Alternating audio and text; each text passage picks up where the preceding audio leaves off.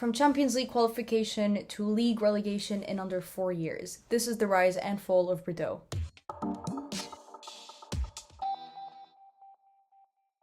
Bordeaux is one out of the 2 teams that have just been relegated from the first tier of the French league down to the championship to the second tier, winning only 3 league games and losing 15. This was not always the story of Bordeaux, however. Ranking 4th place in the 2018-2019 season, that was followed by 2 third-place finishes back-to-back, one of which included a historic Champions League qualification for their preliminary rounds. This historic run featured the likes of Khadija Shaw, Vanessa Gilles, Yves Perisset, Estelle Cascarino, and a very long list of great players that many of us now watch on the big stage. So how on earth did this team go from Champions League qualifications to relegation in just under 4 years? Bordeaux Women was established in 2015. It was a club that had a men's side that was running the first tier of the French league. They had won 13 domestic trophies. They had won the league most recently 2009, so at the time it was only 6 years ago that they had won the league. The women's team rolled out and started in the second tier of French football. It then won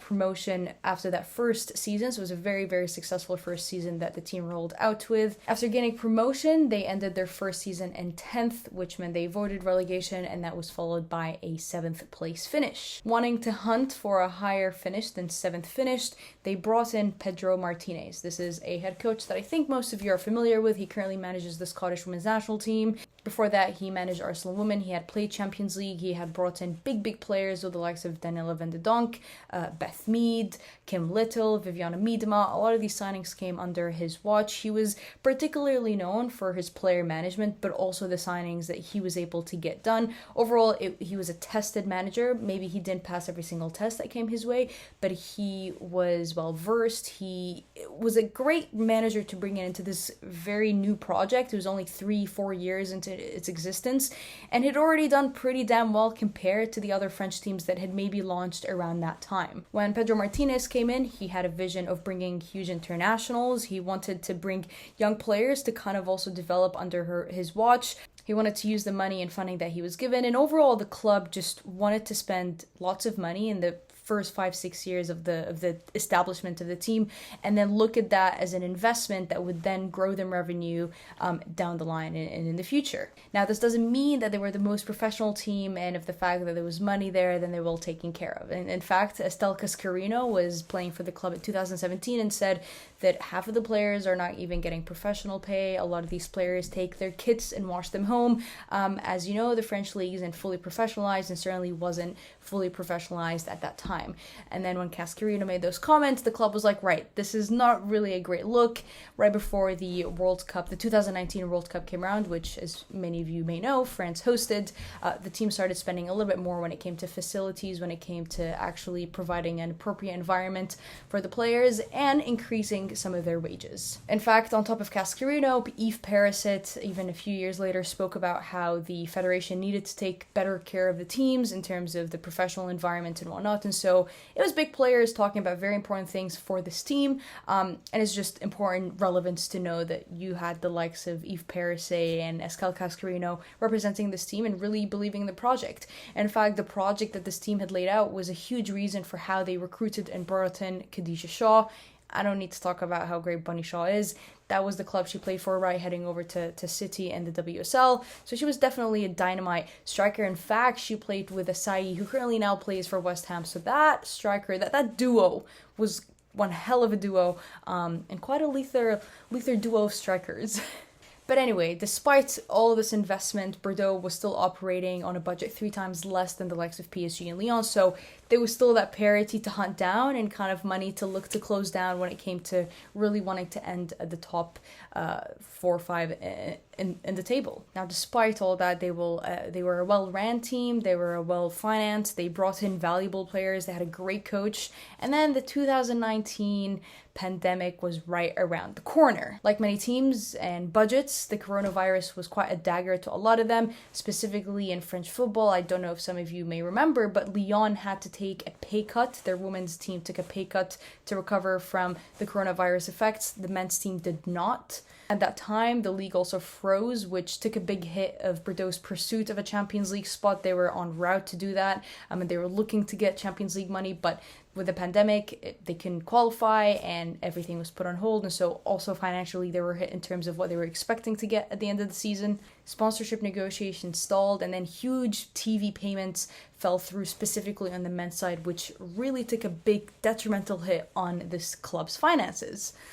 In April of 2021, the owners of the club at that time, American owners, King Street, if that matters, pulled their investment from the team and said, you know what, we actually don't want to spend any more money on this team. They're already going through financial difficulties with the pandemic, and we just are not the right people to support this. And as you can imagine, that's not really the best thing you want to hear from your owners and main investors that are running this club. Just a few months later, in June, the new owner came in of the name Gerard Lopez. He is a millionaire. He owns multiple clubs. He also owns another French team.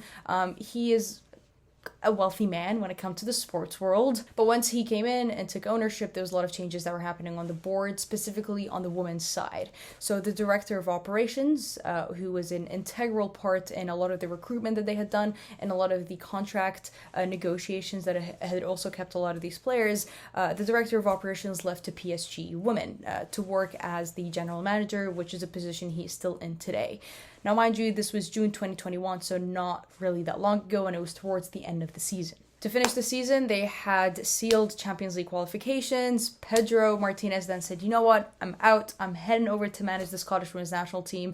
And he'd kind of come in and did what the club was asking him to do, which is bring in a lot of this great international recruitment, give us Champions League qualifications. And I'm assuming they're also hoping that he stayed there to actually get them into the group stages. But with the ownership changes, it was quite understandable why Pedro Martinez would leave. And he had a great opportunity for the Scottish women's national team and go and join them. So heading into the next season, obviously they needed to hire a coach, and that head coach is called Patrice Lair.